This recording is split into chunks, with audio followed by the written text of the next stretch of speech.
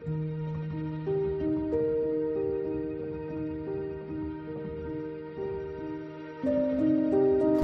Everyone, welcome back to my channel కాసేపు సంధ్యతో కబుర్లు. First time నా ఛానల్ ఎవరైనా చూస్తున్నట్టయితే తప్పకుండా సబ్స్క్రైబ్ అయితే చేసేసుకోండి. ఇంకా వీడియోలోకి వెళ్ళిపోదాము.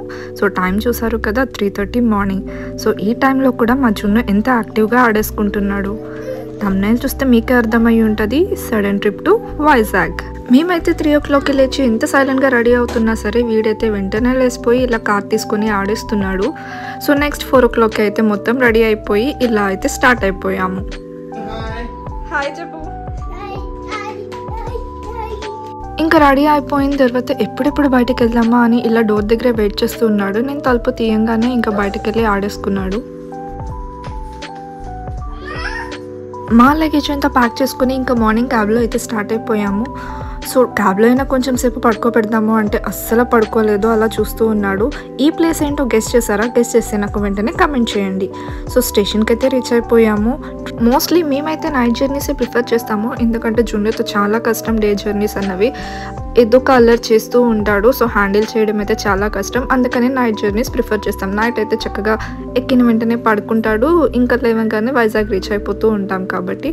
సో ఈసారి సడన్ ట్రిప్ కాబట్టి మేమైతే వందే భారత్కి వెళ్ళాల్సి వచ్చింది. మార్నింగ్ 5 o'clockకే ట్రైన్. ఇంకా ట్రైన్ రాగానే జున్ను అయితే దాన్ని చూస్తూ బాగా ఎంజాయ్ చేశాడు, బాయ్ చెప్తూ. ఇంకా మేము మా కోచెస్ ఎక్కడొస్తాయా అని చూస్తూ ఉన్నాము.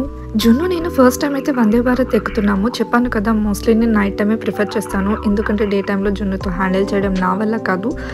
సో నేనైతే first time Vande Bharat with జున్ను. అండ్ కోచ్ అయితే చాలా ఖాళీగా ఉంది. వీక్ డేస్ అవ్వడం వల్ల ఫుల్ ఖాళీగా ఉంది. వీకెండ్స్ అయితే ఫుల్ రష్ ఉంటుందంట.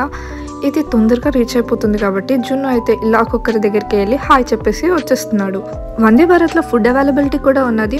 అది మన ఆప్షనల్, పెట్టుకోవాలనుకుంటే వస్తుంది, లేదంటే వితౌట్ ఫుడ్ కూడా మనం బుక్ చేసుకోవచ్చు. ఫస్ట్ అయితే మసాలా చాయ్ విత్ యూనిబిక్స్ కుకీ ఇచ్చారు. అండ్ నెక్స్ట్ బ్రేక్ఫాస్ట్లో వచ్చి ఉప్మా వడ, కప్ కేక్ ఉంది, మనకి కర్డ్ కూడా ఇచ్చారు, సాంబార్ విత్ చట్నీ.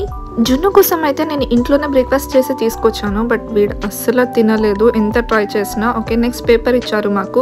సో మేము చదువుదామని ట్రై చేస్తే వీడు మా చేతిలో నుండి లాక్కొని పేపర్ చింపేస్తూ మరి ఫుల్గా చదివేశాడు. అంత ఎర్లీగా లేచిన వీడైతే అస్సలు పడుకోలేదు. మేమైతే ఒక న్యాప్ తీసాం కానీ వీడు అస్సలు పడుకోలేదు. సో ఎట్ లాస్ట్ ఇంకా వైజాగ్ అయితే వచ్చేసింది. సో మేమైతే వెళ్ళిపోతున్నాము, ఆటోలో అయితే ఇంటికి వెళ్తున్నాం. మేము రీచ్ అయిపోయామా లేదా అని చెప్పి జున్ను వాళ్ళ అత్త అయితే కాల్ చేశారు. సో మీకైతే అర్థమై ఉంటుంది మేము వైజాగ్ ఎందుకు వచ్చామంటే మా ఆడబడుచు డెలివరీ అయితే ఉన్నది. వీఆర్ సో ఎక్సైటెడ్ పాపా బాబా అని చెప్పి. సో నేను తనకి లాస్ట్ మూమెంట్ లో ఎవరు అంటే హెల్దీ బేబీ అని చెప్పింది. సో నెక్స్ట్ మా జున్నుని అయితే అడిగేసాము మేము ఎవరు అని. ఉందా? సో ఇంకా నేనైతే ఎవరేమనుకుంటున్నారు, అమ్మమ్మ నాన్నమ్మ వాళ్ళు పాపన బాబనా అని అడిగేసాను. పాప మనవడా పుడతాడా మనవరాలే, మెజారిటీకి పాపే అయితే. నానమ్మ అమ్మమ్మ మనవరాలే,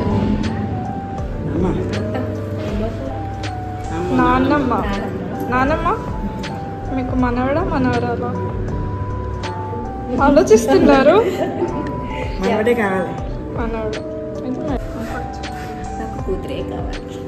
Finally, the wait is over. A few moments later.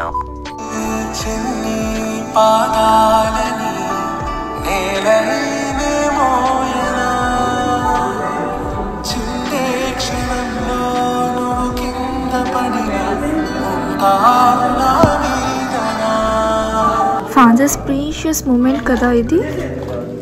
And yes, it's a baby girl. So చిట్టితల్లి అయితే ఇంటికి వచ్చేసింది. ఇంకా మా చున్నుకి అయితే ఒక కంపెనీ దొరికేసింది ఆడుకోవడానికి. ఇంకా వీడైతే ముద్దులతో ముంచేస్తున్నాడు.